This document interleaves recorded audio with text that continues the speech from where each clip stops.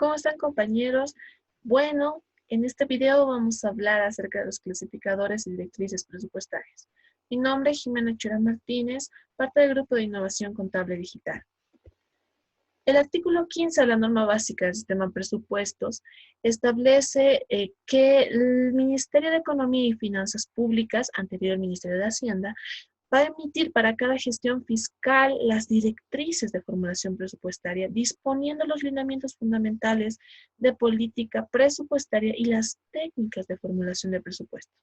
En su parágrafo segundo también nos habla de que para la formulación, aprobación y presentación de los anteproyectos de presupuestos deben estar sujetas a estas directrices. Los clasificadores, según el artículo 16 de la norma básica, también van a ser emitidos por el Ministerio de Economía y Finanzas Públicas anualmente, y esta es de aplicación obligatoria para toda entidad del sector público.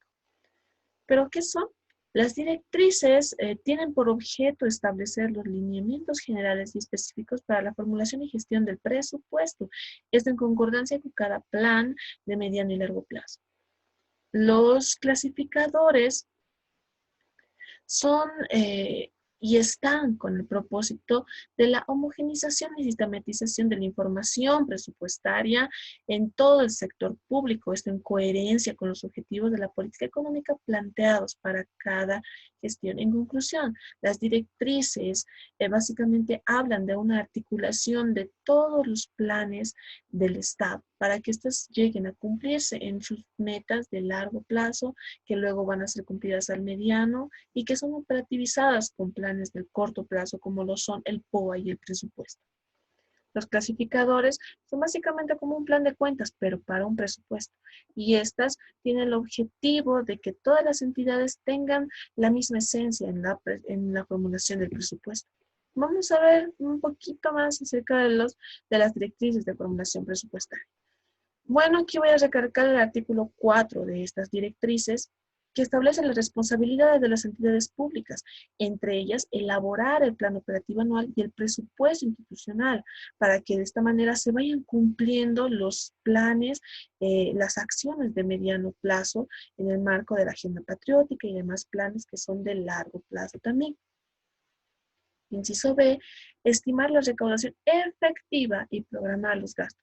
Al momento de decir la palabra efectiva, es que esto está presupuestado siempre en recursos que ya están básicamente aprobados, que básicamente ya están percibidos para el siguiente año. ¿Sí? No podemos presupuestar solamente por querer aparentar que vamos a recibir varios recursos, sino los que efectivamente se van a recibir en el próximo año. C, presupuestar sus recursos financieros en cuentas fiscales. Deben de mantenerlos, mantener sus recursos en cuentas fiscales. Estas para que estén bajo la supervisión del Ministerio de Economía y Finanzas Públicas. D, presentar su plan estratégico institucional, presupuesto plurianual, plan operativo anual y presupuesto. Nuevamente recalcando de que deben hacer la planificación requerida. Aquí tenemos el calendario presupuestario que está justamente en estas directrices, donde podemos ver que en abril ya de este año, por ejemplo, estamos en el 2020, ya en abril se está hablando de la formulación del presupuesto del 2021, ¿sí? En abril ya tenemos ya el inicio de la formulación y elaboración del POA, y en julio, hasta julio ya están definidos los techos presupuestarios, ya están aprobados por el Ministerio de Economía y Finanzas Públicas. ¿Qué son los techos presupuestarios? Pues básicamente ya están definidos los recursos para cada entidad, cuánto va a ser lo percibido, etcétera, en temas de presupuesto. Ya hasta esa fecha están aprobadas, emitidas las directrices y los clasificadores presupuestarios, ¿sí? Porque en septiembre todas las entidades públicas van a presentar sus proyectos de presupuesto y sus POAs para que después en octubre la Cámara de Senadores y Diputados pues lo analice y finalmente apruebe el presupuesto general del Estado para la gestión siguiente, para que sea el 1 de enero pueda ya empezar a ejecutarse. Algo muy interesante que plantea Las directrices son las estructuras programáticas. Aquí tenemos un breve resumen de qué más o menos son los grupos de estas categorías, ¿no? De esta estructura programática, donde no todas las entidades van a tener todos estos códigos en funcionamiento, porque mucho depende de la naturaleza de la entidad. Pero aquí como un resumen de más o menos cuáles son los códigos. Sin embargo, si nos podemos a revisar el clasificador, tenemos la estructura programática específica tanto para universidades, gobiernos autónomos, para entidades de nivel del Estado y otras que ya están asignadas incluso los nombres para cada categoría. Sí, y así ayudar a la formulación de la estructura programática que posteriormente es la llave presupuestaria. Entonces les invito a que puedan revisar un poco más a fondo estas estructuras programáticas al detalle. Vamos a hablar acerca del clasificador presupuestario. El clasificador presupuestario pues tiene como un elemento el clasificador de recursos por rubro, que básicamente hace la codificación para todos los recursos que puedan ingresar a la entidad. Y como siempre tenemos que tener en cuenta el que es más específico. ¿Sí? Podemos ver en la pantalla un ejemplo justamente de eso, que no podemos tomar algo que sea muy general, sino siempre buscar el más específico. Lo mismo va a suceder, ojo, con con el clasificador de gastos, ¿sí? Por objetos de gasto. Entonces podemos ver aquí cómo va a ir más o menos colocado en una estructura de presupuesto, ¿no? Tenemos el 36.000, el 36.100 y ya al final el 36.110, donde está asignado el recurso, ¿sí? Entonces, como les mencionaba, el clasificador por objeto del gasto asigna partidas. Estos códigos se llaman partidas. Entonces, aquí tenemos que tener mucho cuidado, sobre todo en la descripción de cada partida, porque cada gasto es muy específico también y no podemos presupuestar mal y tampoco olvidarnos presupuestar. Por ejemplo, si es que nosotros tuviéramos una entidad ya con un edificio y demás, no puedo yo olvidarme de presupuestar el pago de energía eléctrica, por ejemplo, sino que ya para empezar con los gastos tengo que presupuestar esos servicios y demás.